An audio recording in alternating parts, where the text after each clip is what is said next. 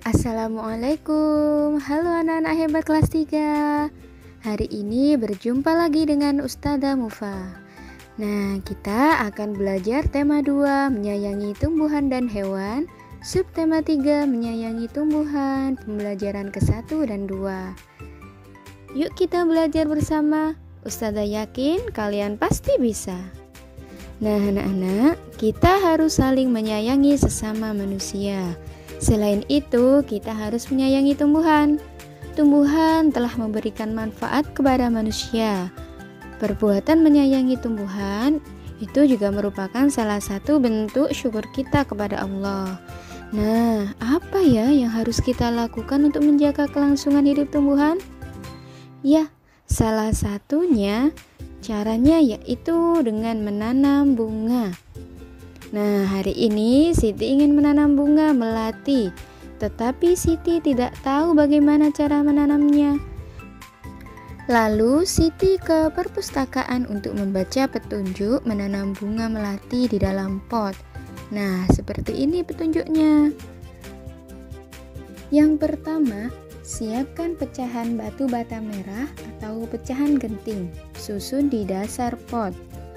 Yang kedua, campurkan pasir, tanah, dan pupuk kandang, masing-masing dengan bagian yang sama. Isikan pada sepertiga bagian pot. Letakkan di atas lapisan pecahan batu bata merah atau genting. Yang ketiga, masukkan bibit melati, sisakan media lama yang masih menempel. Tujuannya agar tanaman dapat beradaptasi dengan media baru. Kemudian yang keempat, tambahkan campuran pasir, tanah, dan pupuk kandang. Jangan isi pot sampai penuh, sisakan 2 cm dari bibir pot untuk memudahkan penyiraman. Yang kelima, pastikan tanaman dapat berdiri kokoh.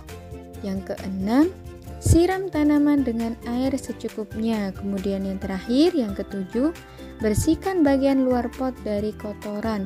Letakkan pot di tempat yang diinginkan. Nah, jika kalian ingin mengetahui perawatan suatu tanaman, kita harus bertanya kepada orang yang memahaminya. Misalnya, kita bisa mendatangi penjual bunga dan bertanya tentang cara perawatan bunga mawar. Kita bisa mewawancarainya. Nah, anak-anak, wawancara itu adalah suatu cara mengumpulkan informasi dengan mengajukan pertanyaan kepada narasumber. Nah, berikut langkah-langkah wawancara. Yang pertama yaitu menentukan tema. Yang kedua, menentukan narasumber. Yang ketiga, menuliskan daftar pertanyaan berdasarkan tema. Yang keempat, melakukan wawancara. Nah, saat kalian menuliskan daftar pertanyaan, kalian bisa menggunakan kata tanya apa, di mana, kapan, siapa, mengapa, dan bagaimana untuk menggali informasi. Nah, kata tanya yang pertama adalah tadi apa. Nah, apa itu digunakan untuk menanyakan sesuatu hal. Yang kedua, kata tanya di mana, yaitu untuk menanyakan tempat.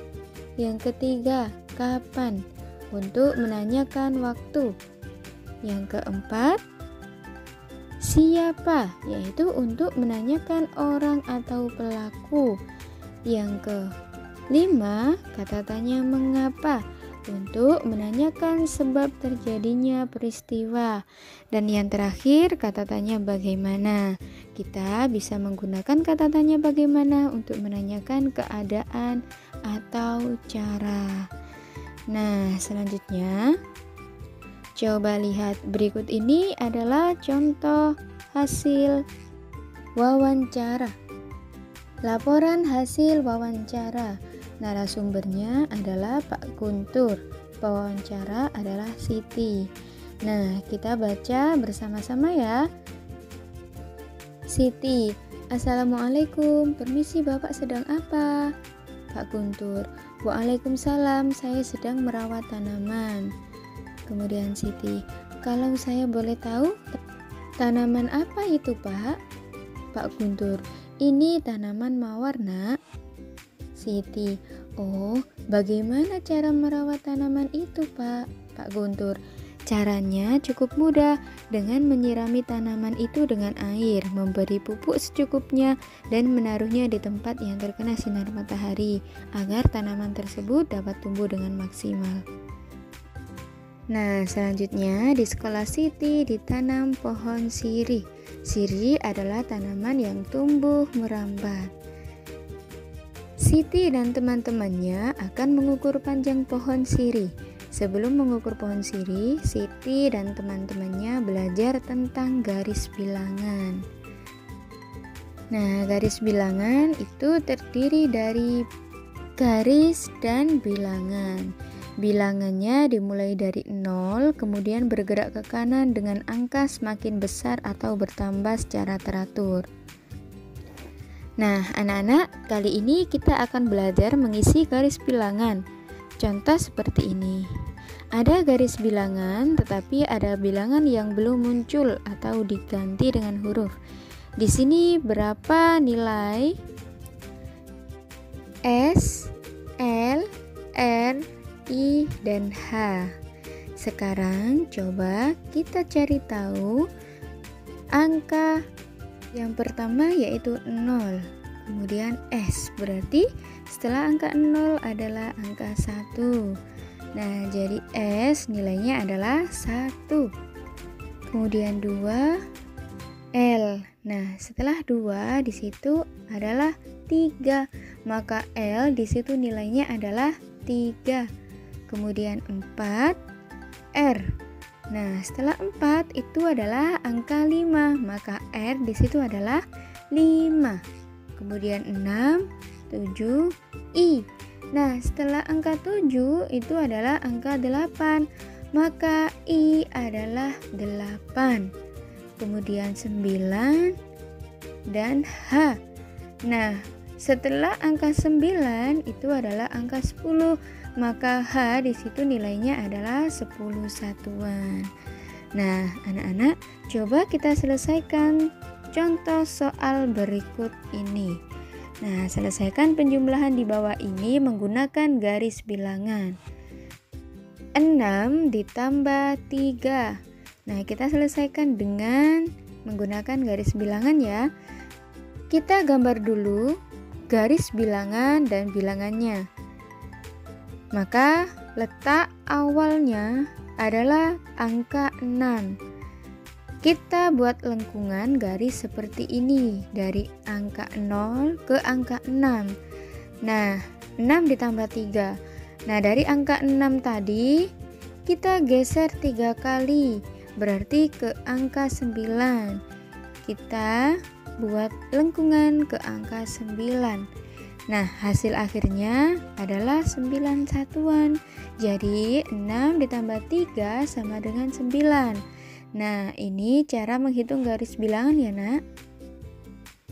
Nah, selanjutnya kita akan belajar mengenai motif. Kalian bisa melihat motif pada kain batik. Motif dalam kain batik bermacam-macam. Ada motif daun dan bunga. Nah, berikut ini adalah salah satu contoh motif tumbuhan. Nah, selanjutnya, anak-anak, setiap anggota keluarga mempunyai kewajiban dan hak masing-masing. Kewajiban dan hak tergantung dari perannya di dalam keluarga. Nah, di dalam keluarga ada ayah, ibu, dan anak. Perlu diingat-ingat anak-anak, kewajiban itu adalah sesuatu yang harus kita lakukan. Kalau hak itu adalah sesuatu yang kita terima. Nah, apa saja contoh kewajiban kita? Yang pertama, contohnya patuh dan taat terhadap perintah kedua orang tua. Yang kedua, menghormati kedua orang tua. Yang ketiga, membantu pekerjaan kedua orang tua. Dan belajar dengan giat agar tercapai cita-cita. Nah, jika kamu telah melakukan kewajiban, kamu juga akan mendapatkan hak. Nah, apa sajakah hak yang kalian terima? Berikut adalah contoh-contohnya. Yang pertama, mendapat kasih sayang dari orang tua. Yang kedua, mendapat penghargaan atas perbuatan baik. Yang ketiga, mendapatkan pendidikan yang baik. Yang keempat, dipenuhi kebutuhannya. Oke anak-anak, demikian pembelajaran kita hari ini. Pelajari kembali dan kalian bisa mengerjakan latihan ya. Semoga bermanfaat. Wassalamualaikum warahmatullahi wabarakatuh.